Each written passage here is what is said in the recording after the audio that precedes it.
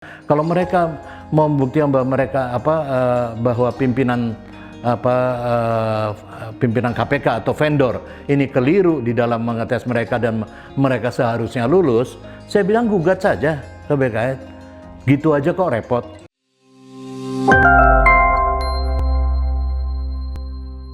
Begini, saya kira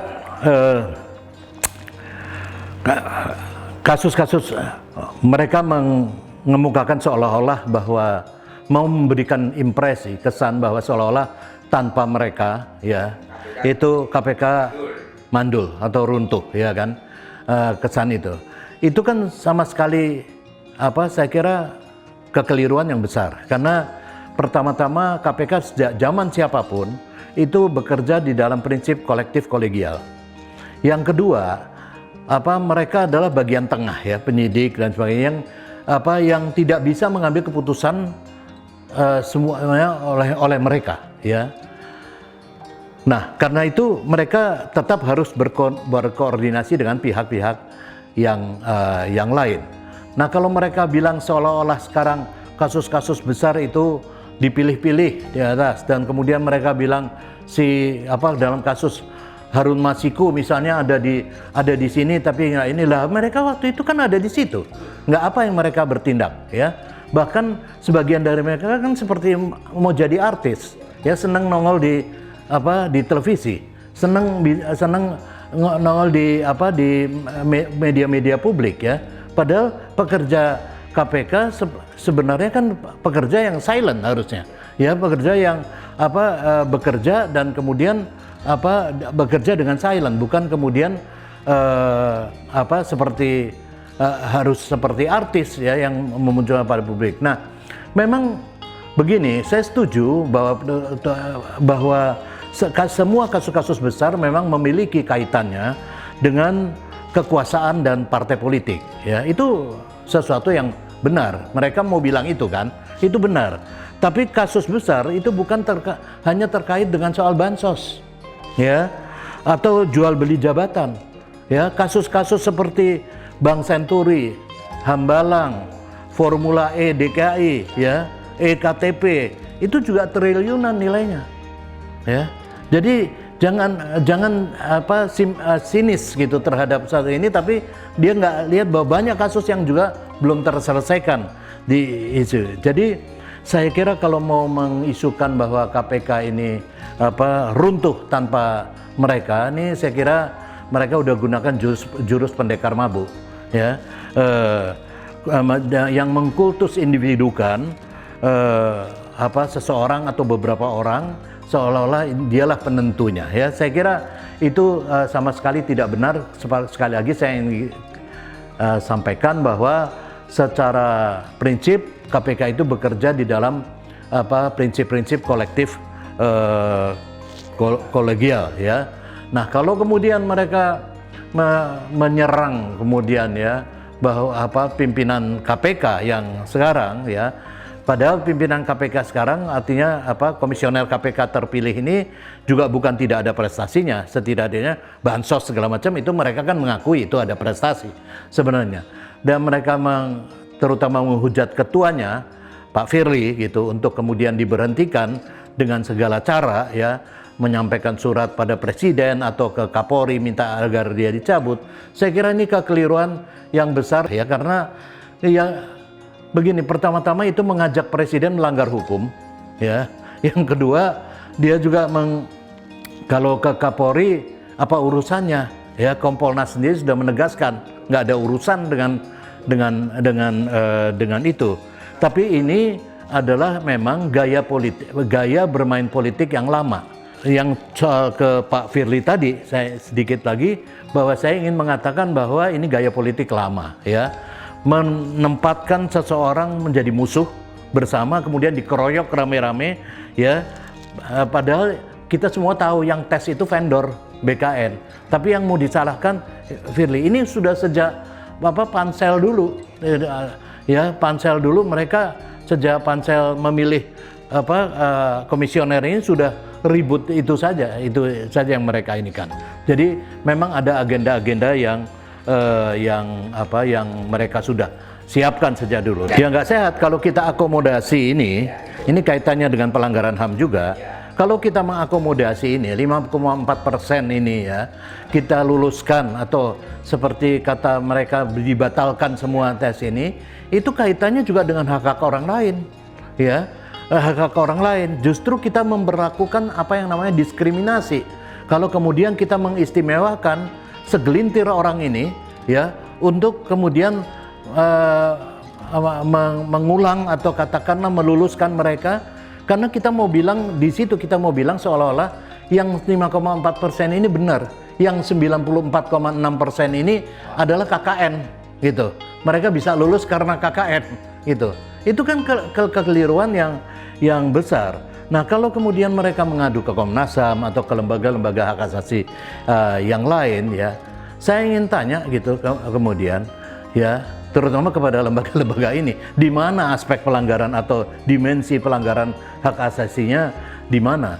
Tes terhadap 1.300-an orang ini dilakukan dengan akses dan kesempatan yang sama, ya, dan justru tuntutan-tuntutan untuk meluluskan mereka atau pengistimewaan mereka ini adalah diskriminasi yang artinya juga minta presiden untuk mengambil alih soal TWK ini. Ya, itu saya kira suatu pelanggaran hukum. Nah, kalaupun ada, bukan pelanggaran hak asasi manusia. Kalau misalnya yang mungkin ada adalah misalnya orang yang harusnya lulus tidak diluluskan, ya, itu adalah pelanggaran administrasi hukum, ya. Jadi bukan pelanggaran hak asasi manusia. Nah, itu pun jika si peserta yang tidak lulus itu bisa membuktikan dengan misalnya dia menggugat si vendor BKN yang melakukan melakukan tes, dan kalau ada bukti dan dia menang, itu adalah sebagai bukti untuk menyatakan bahwa memang ada pelanggaran hukum administrasi, ada pelanggaran administrasi atau pelanggaran hukum di situ, tapi bukan pelanggaran HAM. Pelanggaran HAM-nya di mana, saya pengen tahu. Ya, secara teoretik itu aja pelanggaran HAM yang mudah-mudah aja bahwa itu dilakukan selalu oleh negara, ya kan, terhadap warga masyarakat. Tapi kalau kemudian saya tanya, kalau yang 5,4% ini dianggap kita melanggar hak asasi manusia, lalu yang 94,6% bagaimana urusannya? Begitu kan ininya. Jadi saya kira dari segi pengertian itu aja salah. Tapi yang kedua, kalau mereka membuktikan bahwa mereka bahwa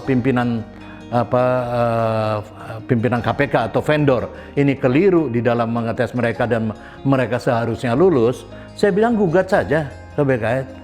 Gitu aja kok repot, ya kan? Daripada teriak-teriak bahwa persoalan, bahwa bikin video yang seolah-olah mereka mau menyatakan bahwa mereka ini ada yang agamanya lain, berarti ini mereka bukan Taliban. Itu kan simplistik seperti itu. Yang mereka mau apa? Mau mencampur adukan urusan tidak lulus jadi urusan agama. Nah, yang kedua, bahwa simplifikasi dengan menyatakan begitu, karena sebetulnya mereka kan yang beragama lain tentu tidak ditanya persoalan HTI atau persoalan doa kunut atau apa, tidak. Pasti pengembangannya tidak ke situ. Bisa jadi mereka tidak lulus karena memang kurang kompeten, ya, tidak layak, tidak cakap, atau tidak bisa bekerja sama dan lain-lain. Jadi bukan karena itu mereka mau mempolitisasi sedemikian rupa, mengeneralisasi seolah-olah pertanyaan itu sama, ya, mereka mau dicap semua Taliban. Yang bilang Taliban itu siapa? Ya, pimpinan KPK nggak pernah bilang itu, TWK nggak pernah itu, panselnya dulu juga nggak pernah ngomong begitu, ya. Ini mereka sendiri yang bawa-bawa itu, gitu, seolah-olah mau mengkontradiksikan. Nih, lo lihat agama ini banyak yang beberapa adalah agamanya lain dari Muslim, ya, dan mereka bisa dicap Taliban. Ini ngawur nih TWK.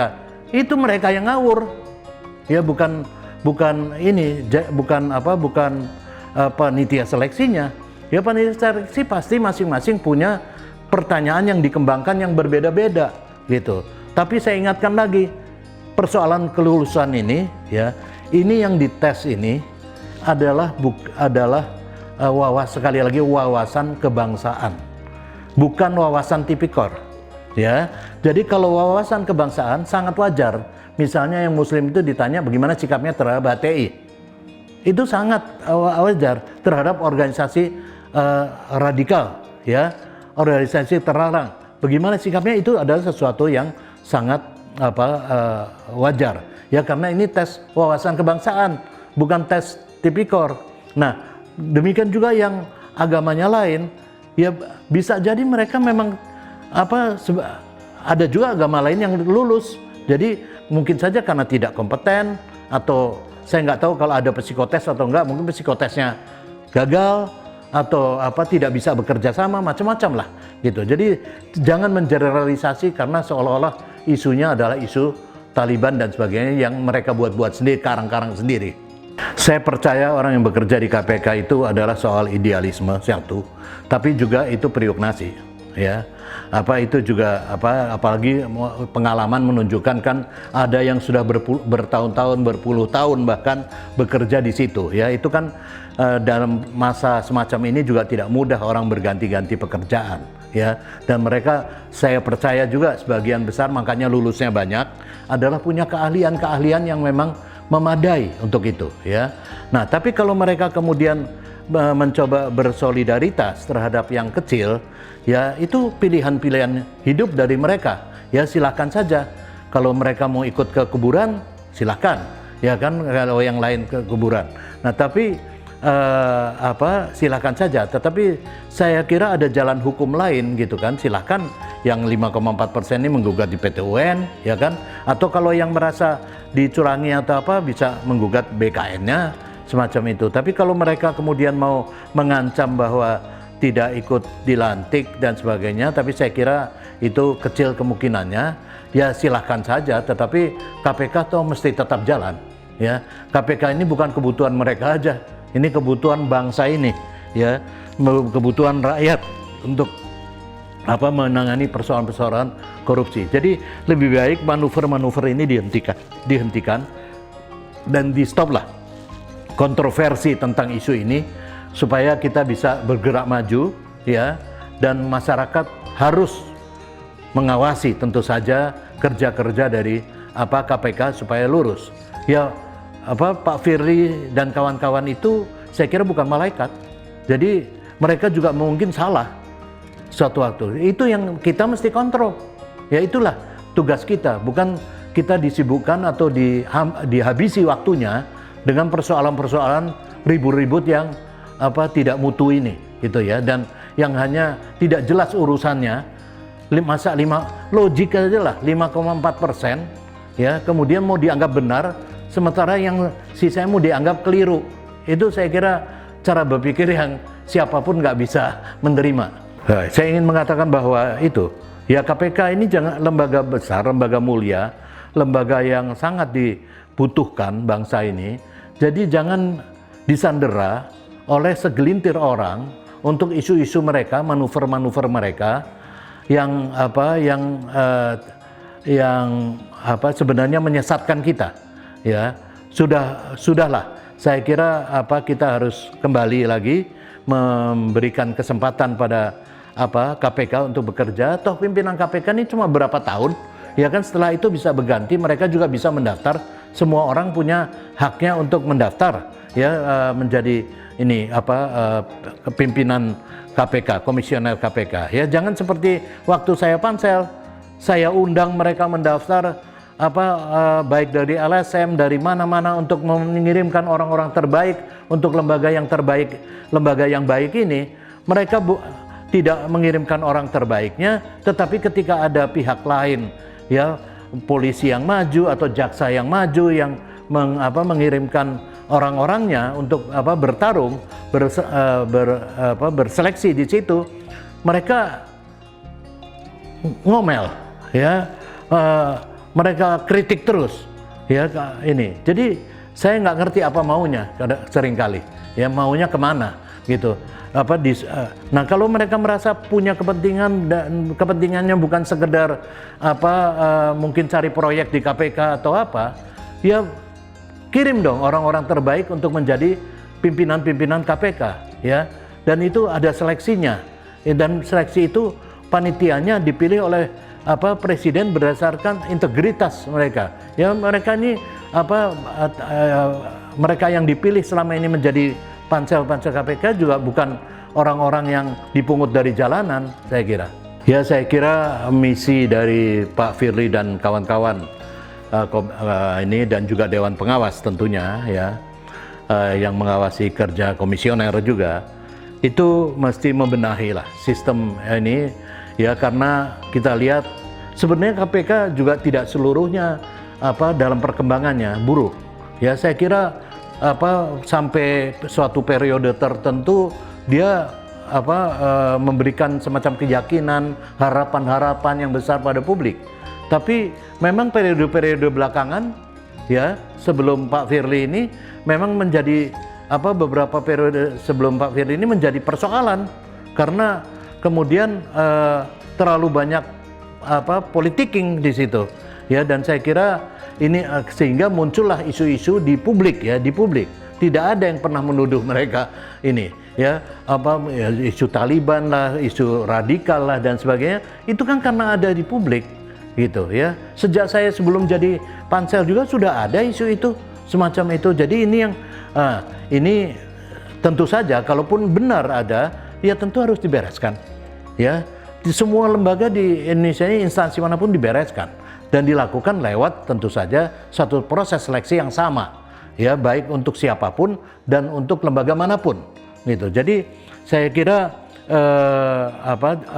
dalam konteks ini kita mesti memberikan kesempatan pada pimpinan KPK untuk membenahi seluruh sistem di dalamnya, agar juga tidak ada lagi cerita-cerita bahwa seolah-olah penyidik atau yang ini bisa menolak perintah atasan, bisa nggak milih-milih kasus dan sebagainya. Itu harus dihilangkan. Dan tidak ada, yang penting adalah sistem semacam itu tidak mengandaikan adanya kultus individu. Pembangkangan dari siapa? Mereka sudah dilantik kok. Kalau begini, kalau yang 5,4% itu kan ada mekanismenya ya, PT Tun atau nih. Tetapi kalau yang sisanya dan mereka yang dilantik atau tidak bersedia dilantik, itu lebih mudah. Tidak bersedia dilantik ya silahkan keluar ya. Banyak orang ingin mendaftar di KPK ya, banyak orang yang punya minat besar di situ karena orang tahu bahwa kualitas di lembaga itu tinggi ya. Yang kedua, dan kalau yang sudah dilantik dan mau membangkang ya ada risikonya, kan ada undang-undangnya, ada peraturannya.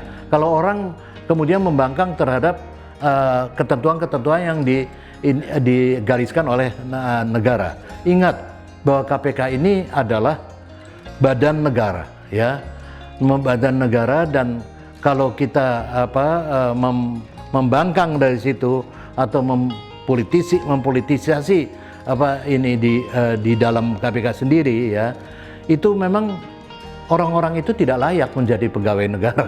Saya kira menjadi ASN itu memang tidak layak ya, karena tugasnya untuk membantu negara kok gitu. Kemudian kalau mereka bikin ulah terhadap itu, mereka tidak layak untuk itu, dan silahkan keluar dari situ.